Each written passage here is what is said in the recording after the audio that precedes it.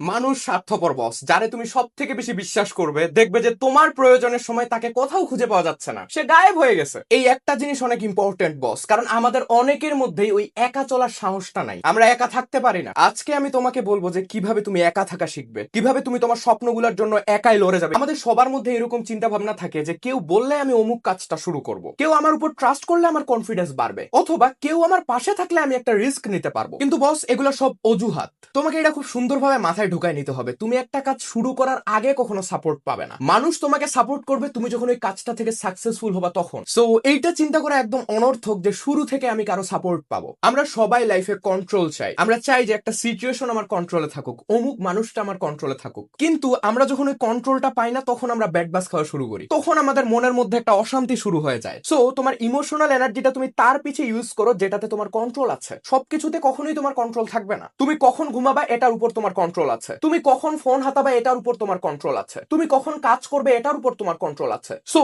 যেই জিনিসগুলোর উপরে তোমার কন্ট্রোল আছে, তোমার ইমোশনাল এনার্জিটা সেটাতে কাজে লাগাও। আমরা আমাদের ইমোশনাল এনার্জি ভুল দিকে ইউজ করি। জাস্ট একটা কথা সবসময় মাথায় রাখবা, nobody is coming for you. কেউ আসতেছে না ভাই তোমার জন্য। তুমি কেমন লাইফ চাও এটা একমাত্র তোমাকে ডিজাইন করতে হবে। আমরা আসলে নিজেদেরকে এক্সপ্লোর করার সুযোগ পাই না, কারণ ফ্যামিলির তরফ থেকে আমাদের উপর একটা এক্সপেকটেশন থাকে, সোসাইটির তরফ থেকে আমাদের উপর একটা এক্সপেকটেশন থাকে, ফ্রেন্ড সার্কেলের তরফ থেকে আমাদের উপর একটা এক্সপেকটেশন থাকে। এই এক্সপেকটেশন গুলো পূরণ করতে যায় আমি সম্পূর্ণ অন্য একটা মানুষ হয়ে যাই। কিন্তু এটা ইম্পর্টেন্ট যে আমি নিজেকে কিভাবে দেখতে চাই। আমি লাইফে তখনই পিস পাবো যখন আমি নিজেকে নিয়ে হ্যাপি। আমি কোনো রেসে নাই, আমাকে কারো মন জয় করতে হচ্ছে না। এখন বস, এই একা থাকার মানে হচ্ছে টোটালি সবকিছু থেকে নিজেকে আইসোলেট করে নিজেকে অবজার্ভ করা। এই সময় কোনো মানুষ তোমার আশেপাশে থাকবে না, তোমার ফোনটাও তোমার আশেপাশে থাকবে না। একা থাকা মানে এইটা না যে তুমি একা একা ফোন হাতাচ্ছ। এই ফোনটা হচ্ছে তোমার জন্য একটা সব থেকে বড় ট্র্যাপ। আজকে একটা কাজ করো তো বস, তুমি পুরো 1 ঘন্টা বসে থাকবা, কোনো কিচ্ছু করতে হবে না, জাস্ট চুপচাপ বসে থাকবা। দেখবা যে এই 1 ঘন্টা বসে থাকা কতটা কঠিন হয়ে গেছে। এখন কথা হচ্ছে আমি কেন 1 ঘন্টা কিছু না করে চুপচাপ বসে থাকতে পারতেছি না? কারণ আমি ইন্টারেস্টিং না। আমার যে সঙ্গটা এটা আমার কাছে ইন্টারেস্টিং লাগতেছে না, তাহলে এটা অন্য মানুষের কাছে কিভাবে ইন্টারেস্টিং লাগবে? আরেকটা বড় কথা হচ্ছে আমাদের বেশিরভাগ ডিসিশন আসলে আমাদের ডিসিশনই না। আমরা বেশিরভাগ ডিসিশন নেই মানুষের দ্বারা ইনফ্লুয়েন্সড হয়। চিন্তা করো তো, সোশ্যাল মিডিয়াতে একটা স্পেসিফিক ড্রেসের ট্রেন্ড চলতেছে, সবাই কিনতেছে, এটা দেখে আমিও কিনতেছি। আমার ভালো লাগলো না খারাপ লাগলো এটা আমি কেয়ার করতেছি না, সবাই করতেছে এই জন্য আমিও তাদেরকে ফলো করতেছি। আমার বন্ধু আইফোন নিছে এই জন্য আমাকেও নিতে হবে। আমার অ্যাকচুয়ালি জিনিসটা দরকার আছে কিনা এইটা আমি ভাবতেছি না। সো তুমি যখন একা থাকা শিখে যাবা, তার মানে বুঝবা যে তুমি অনেক পাওয়ারফুল কেউ হয়ে গেছো। আর এখনকার সময় একা থাকা অনেক জরুরি, কারণ এখন বেশিরভাগ মানুষ লাইফলেস। সো তুমি যখন সব সময় এই লাইফলেস মানুষগুলোর সাথে মিশবা, তোমার মধ্যে ওই সেরা কিছু করার পটেনশিয়ালটা ধীরে ধীরে নষ্ট হয়ে যাবে। তোমার মনে হবে কি দরকার এত পরিশ্রম করার, আমি একটা এভারেজ লাইফ লিড করি। ব্যাপারটা একদম সিম্পল। তোমার 10টা ফ্রেন্ড পড়াশোনা নিয়ে খুব সিরিয়াস, তুমি তাদের সাথে মিশলে তোমারও মধ্যে ওই পড়াশোনা করার মাইন্ডসেটটা বিল্ড আপ হয়ে যাবে। আবার ধরো তোমার 10টা ফ্রেন্ড বিজনেস নিয়ে খুব সিরিয়াস, তুমি তাদের সাথে মিশলে তোমারও মনে হবে যে আমিও একটা স্টার্ট আপ দেই। এখন কথা হচ্ছে তোমার যেই পরিবেশটা দরকার সেই পরিবেশ তুমি সবসময় পাবে না। আমি ধরলাম তোমার ইন্টারেস্ট বিজনেসে, কিন্তু তোমার একটা ফ্রেন্ডও তোমার মতো চিন্তা করে না, তারা পড়ালেখা করে বিসিএস দিয়ে সরকারি চাকরি করতে চায়। সো তোমাকে নিজের একটা পরিবেশ বানাইতে হবে, নিজের একটা সার্কেল বানাইতে হবে। সার্কেল কিভাবে বানাবা? তুমি বিজনেসম্যানদের লেখা বই পড়ো, তুমি বিজনেসম্যানদের পডকাস্ট শুনো, তোমাকে এটা চুজ করতে হবে তুমি কোন সার্কেলে ঢুকবা। এইখানে দুইটা ব্যাপার আছে বস।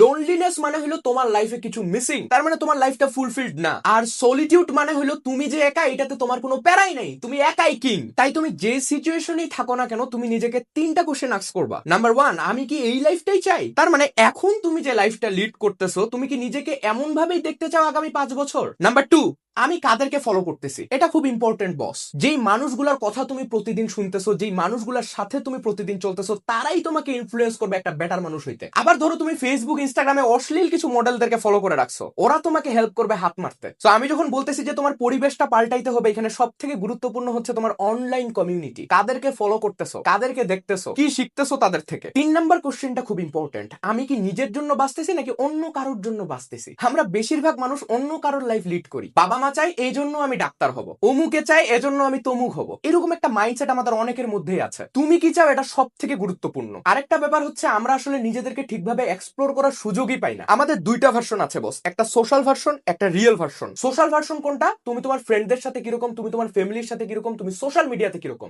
রিয়েল ভার্সন হচ্ছে তুমি একা কিরকম, তুমি যখন টায়ার্ড তখন তুমি কিরকম, তুমি যখন ডিপ্রেসড তখন তুমি কিরকম। যখন খুব বেশি মানুষ আমাদের জীবনে চলে আসে, আমরা চাই সবাইকে স্যাটিসফাই করে চলতে, আমরা চাই সবার মন রাখতে। আর এইটা করতে যায় আমরা নিজেদেরকেই হারাই ফেলি। কিন্তু এই সোশ্যাল মিডিয়া একটা কত বড় স্ক্যাম একটু চিন্তা করো তো। 100টা ছবি তুলি, যেই ছবিটা সব থেকে ভালো হয় সেটা আমি আপলোড করি। আমার 5 দিন বাড়িতে গ্যাঞ্জাম লাগে, কিন্তু একদিন বাইরে যাই আমি একটা খুব হ্যাপি লাইফের ছবি আপলোড করি। একটা অসুস্থ প্রতিযোগিতা চলে এই সোশ্যাল মিডিয়ায়, একটা কম্পারিজন। তোমার ফ্রেন্ড লিস্টে যারা অ্যাড আছে তারা কিন্তু মারাত্মকভাবে তোমাকে ইনফ্লুয়েন্স করে, এটা তোমাকে বুঝতে হবে। আরেকটা ব্যাপার হচ্ছে এই একা থাকা মানে তুমি নিজের সাথে কানেক্টেড। আমি যখন নিজের সাথে কানেক্টেড, আমি যখন নিজেকেই বুঝতেছি, তখন আমার লাইফে কনফিডেন্স পাওয়ার জন্য অন্য কোনো ক্রাইটেরিয়ার উপর ডিপেন্ড করতে হচ্ছে না। আমি বুঝতেছি যে আমার সাথে কেউ থাকলেও আমি সেফ, আমার সাথে কেউ না থাকলেও আমি সেফ। আর সব থেকে বড় কথা হচ্ছে এই একাকিত্বের মধ্যেই আমি স্টেবল থাকতে পারতেছি। আমার লাইফে কে আসলো আমার কোনো যায় আসতেছে না, আমার লাইফে কে থাকলো আমার কোনো যায় আসতেছে না। যেই মানুষটা একদম পার্মানেন্টলি তোমার সাথে থাকবে সেটা হচ্ছে একমাত্র তুমি। তাই বস, একা থাকার এই অভ্যাসটা আজকে থেকে শুরু করে দাও। প্রতিদিন অন্তত 30 মিনিট বাইরে একদম চুপচাপ হাঁটো, কোনো ফোন না, কোনো মিউজিক না। তুমি দেখবা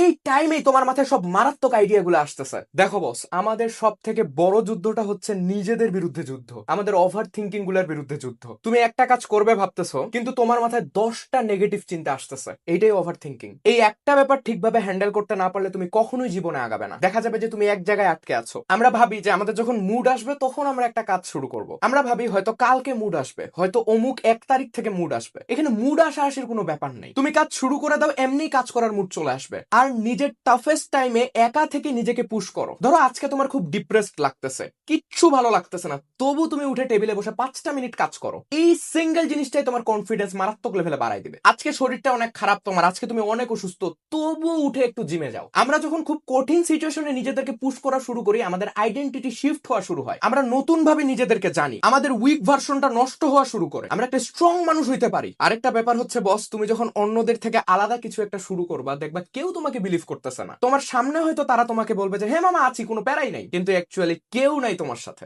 আর এই কেউ নাই ব্যাপারটা না কোনো উইকনেস না, এটাই তোমার একটা স্ট্রং পয়েন্ট। আমার লাইফে কেউ নাই তার মানে আমার লাইফে নয়েজ কম, আমি আমার মতো কাজ করতে পারতেছি, আমি আমার মতো সবকিছু এক্সপ্লোর করতে পারতেছি। আমরা বেশিরভাগ সময় আমাদের কাজের মাধ্যমে অন্য কাউকে ইমপ্রেস করতে চাই, অথবা আমরা বেশিরভাগ সময় আমাদের সিচুয়েশনটা অন্য কারো কাছে এক্সপ্লেইন করতে চাই, অথবা বেশিরভাগ সময় আমাদেরকে এই ভয়টা লাগে যে অন্য কেউ আমাদেরকে কিভাবে জাজ করবে। একটা সত্যি কথা কি জানো, আমাদের আশেপাশে মানুষ থাকলে আমরা অভিনয় করি। সোশ্যাল মিডিয়াটা একটা অভিনয়, সেখানে সবাই যেরকম লাইফ দেখতে চায় আমি ঠিক সেরকম একটা লাইফ শো করতেছি। অ্যাকচুয়ালি আমার লাইফ ওইরকম না। তুমি একা থাকা শিখো, তুমি 100 বার ধরা খাও তোমার গায়ে লাগবে না, তুমি 100 বার ফেল করো তোমার গায়ে লাগবে না। তোমার রুটিনটাই হবে এরকম, আমি চেষ্টা করব, ফেল করব। এই পুরো প্রসেস থেকে আমি প্রত্যেকটা দিন নতুন কিছু শিখবো। আমি একটা কথা বলি যে আমাদের জন্য সব থেকে বেস্ট ইউনিভার্সিটি হচ্ছে আমাদের লাইফ। আমি যখন অনেক টাফ একটা সিচুয়েশনে পড়ছিলাম, সেটা থেকে কিভাবে আমি উঠে দাঁড়াইছি এটা আমার লাইফ আমাকে শিখাইছে। জাস্ট এই মাইন্ডসেটটা বিল্ড করো যে কেউ থাকলে ভালো, আর না থাকলেও কোনো প্যারা নেই, আমি একাই করতে পারবো। এই যে আমার সাপোর্ট লাগবে এই ব্যাপারটাকে সাইডে রাখো। অ্যাকচুয়ালি তোমার লাগবে একটা রুটিন,